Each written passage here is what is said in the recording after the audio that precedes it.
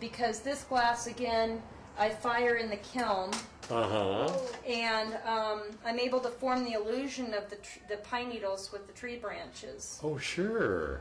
Now that's all the melted glass. And if you have, and so many of them have the rounded, or what are they called, cathedral windows, or what they are, and these, of course, you can make any size, you know. And look at these down here. Now, some of the smaller items I carry more for gifts. And now, do these hang also? yes, and you can put them on your Christmas tree or Hanukkah bush. Oh yes, right. Or have little collections. You can suspend them from your ceiling. And make little mobiles out of them. That's really pretty. Wouldn't this be terrific in a kitchen window, folks? Look at the watermelon slice out of it. I'm finding that fruit's becoming more popular, the fruit baskets. Grapes have been popular for a while. And even the nativity scene. This is more, I'm able to go into the customer's home. Ooh. And if you notice on this particular piece, I was able to go in and look at their carpet color, the color of the tile in their house, and their front door was very similar to this center beveled cluster. So I was able to design the window based on the craftsman style in their windows. And then also I fired their name with traditional glass paints, so I was able to customize their window. Oh, sure. That is beautiful. And look at the various types of glass. That is something. Oh, wow. Look at that. All the traditional painting. I just can't get over how talented you are. Thank you. And you have this one full size in your truck, in huh? the van, I'll pull it Yeah. for you. This is your messy workshop. Yes. And if it wasn't messy, you wouldn't be having any work. You're right. You're definitely right. And look at this. Now, what is this? This is beautiful. Thank you. And you number them all, huh? So. Well, we don't want to spend most of our time playing puzzle piece. So what we do is we start with a drawing, a concept and a drawing. And once we have our drawing done, then I come back through and I make another pattern to trace the pattern pieces on the glass so I know what the shape is. Each piece is numbered so I know where they go, and I also put the direction of the glass and the color. Oh, yes. So sometimes I go through and I'll play with some colors, and I might change a few things as I'm building, but I like to use a lot of variegated color tones, like in my trees and in the branches of the leaves and my water. I might use as many as 5 or 6 different colors. There's a water flow here. There's a bear here catching a fish. Oh, yes. And so once the piece is all finished with the cutting of the glass, then I start leading the window. And in the leading process, I start in one corner, and with each piece, I'll put a piece in, a piece of lead, a piece of glass, a piece of lead, until it's completely built. Wow. How long would it take you to make one of these from drawing to finished product? You're probably looking at anywhere from 35 to 45 hours. And really? The process can take a long time, especially with the leading. But a lot of windows like this will take anywhere from 3 to 6 weeks, depending on the time of year. Sure. And how many custom windows I have at the time. And once the window's built and leaded, I have to putty the window, which seals it from the outside and gives it strength. Oh, right. So it can be anywhere from 4 to 6 weeks. And you install also? Some of the windows I do install. It depends on the job. Sure. I'll go out and look at the house. Now, if it's not a job that I can install, then I'll hire a window company to take care of that.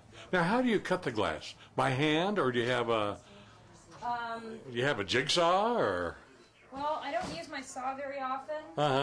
But once you have, for instance, these are the rock pieces for the bear, and here's my pattern pieces pre-cut. I put them on the glass and I trace them out around the pattern piece.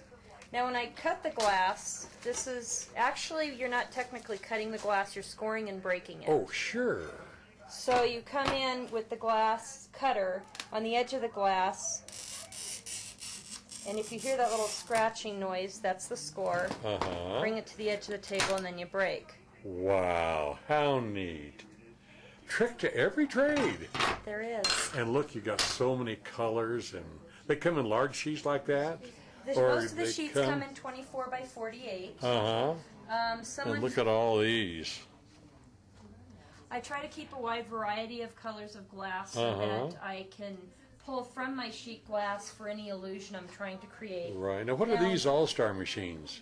The All-Star machines are the glass grinders. Oh, okay. So a lot of times if you're having to work with a really deep inside curve, the glass will be chipped up, and you need to smooth the glass.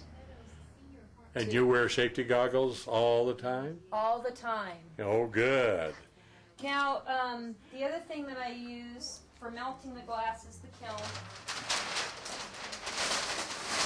The kiln's a little bit different than a ceramic kiln because we don't fire by cones, we fire by temperature. Oh, yes. Glass is a lot more temperamental than ceramics. Now, the firing strengthens the glass, or what does it do? What the firing does is you're able to create illusions, so you can build up different layers and types of glass. Oh, right. Melt the glass together, because glass is technically a liquid.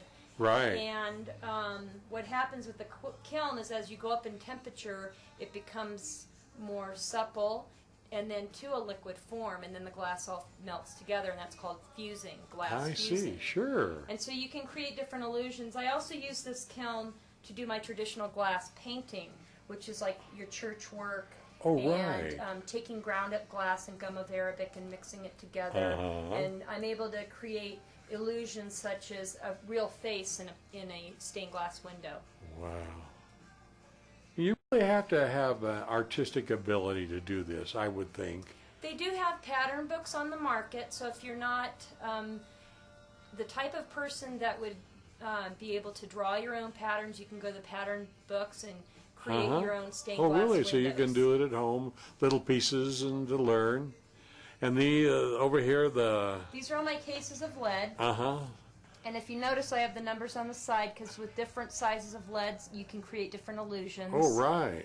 Some of the thicker lead, the thickness I might create with a tree branch, which I might go to 5/32 on the surface if I'm creating detail in an animal or a flower, so it's more delicate.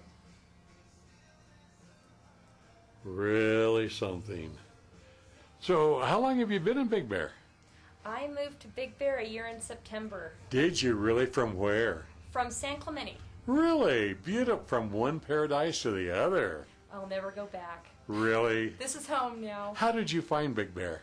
My girlfriend had a cabin up here, and I came up on the weekend, and I skied all the time growing up, so it was a perfect environment for my children because we love the mountain activities such as the skiing. I love a smaller community where you know your neighbor. You get to know people and different families and who your children play with and go to school with. Oh, I know it. It's a wonderful place to raise the children.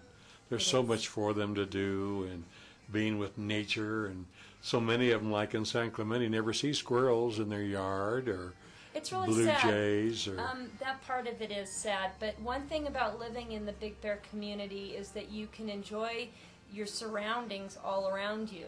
When you live in San Clemente, the only time you can enjoy the beach is when you're actually physically walking on the beach. Right, that's right. So otherwise you're just living in another city. Sure. But I enjoyed living down here, but this is home. I can't imagine moving back. Oh, that's wonderful. We're so happy to have you here. Thank you.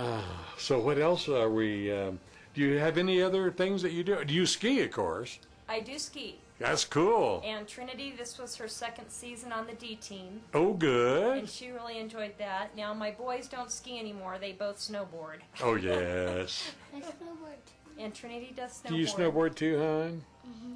You have such a beautiful face. You now, are what so Trinity's pretty. doing is called copper foiling. Oh. And Trinity's working on her own little pattern.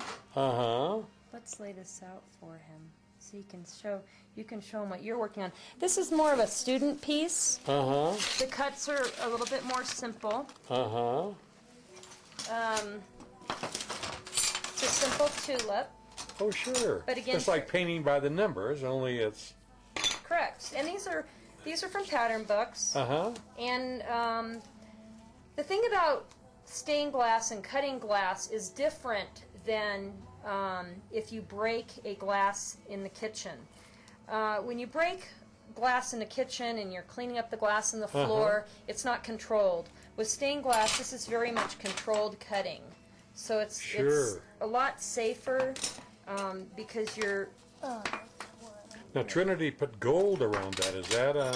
This is called copper foil. Copper foil. And then once she wraps each piece in the copper foil tape, then she'll take a soldering iron with solder and solder the pieces together, which is a different method from the lead method. Uh-huh. Copper foil is more like the Tiffany method. I see. How neat. It's the Tiffany lamps. Sure. The lamp shades. And, right. Which is more delicate. Most of the sun catchers made in the store are made with the copper foil. Uh-huh. Where I don't suggest in the large panels for homes, you don't want to use the copper foil method. It's more rigid. Sure. The lead is more malleable, so if it's on a front door and the door slams, then the window's going to give, where copper foil is not going to give. I see. So in a lot of ways, they have their copper foil and lead both have their place. And lead is heavier looking, and copper foil is more delicate. Good. Well, Janine, my time is up, and I really I finally found you. I've been out, so many times just driving by, but never had an appointment. And I was driving by, and I saw the open sign, and swung right in. I'm glad you came. So anyway, if people want, an estimate or have a design idea for you that they want done, what number would they call? 909-584-8768. Say it once more. 909-584-8768. Very good. And really, you need to have an appointment. I mean, if they're coming by here, unless they just drive by like I did and see the open signs. Yes, unfortunately, you do need an appointment most of the time. I try to be open every Saturday. Right. But a lot of people that are second homeowners and live down off the hill, they do look for me on Saturdays. Then I also have to do installations Saturday afternoon and Sundays when they're up on the mountain. Sure. You're located at, what's your address? 216 West Big Bear Boulevard. That's right. I'm right across the street from La Rosa, next to Bear City Glass. You betcha. Two landmarks everybody knows about. Janine, thanks so much for giving us a tour and showing us how stained glass is put together. And Trinity, thank you so much, darling. You are really, really good. We'll see you soon. Thanks again. Thank you. Okay, yeah. This is the piece that was in her van. Oh, Janine, this is just beautiful. Thank you. Look at the detail. This is all a traditional painting where I get the shading of the face and the hands. And then she's holding flower petals, and that's fused glass in the kiln before I paint the hands and fire them in the kiln. Right. It's not like your different type of paint than what you would find in your craft stores. It's what they use in the church windows in Europe. Oh, yeah. Now, this is not a door, even though it's got a large frame on it, but this is going to hang because you have hooks on top? I take her out to shows and display her out at the art show. Oh, I see. Okay. Okay, well, Janine, thanks so much. Thank you. Get a hold of her, folks. You want any beautiful stained glass work done. That's it from Big Bear City.